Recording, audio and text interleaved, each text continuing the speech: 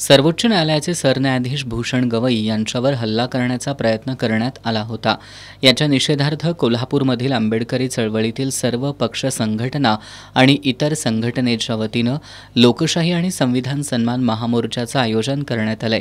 27 October रोजी सकाळी 11 वाजता कोल्हापुरातील बिंदू चौकातून या मोर्चाला सुरुवात होईल.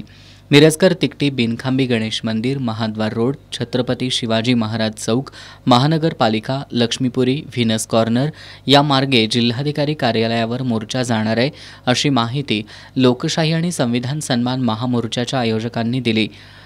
महामोर्चात आंबेडकरी चळवळीतील सर्व पक्ष संघटना, मराठा महासंघ, ओबीसी समाज आणि सेवा संघ, शिवसेना ठाकरे गट, आम आदमी पार्टी, बंडखोर सेना, मल्हार सेना, संभाजी ब्रिगेड, अल्पसंख्याक मुस्लिम समाज आदी संघटना सहभागी होणार आहेत.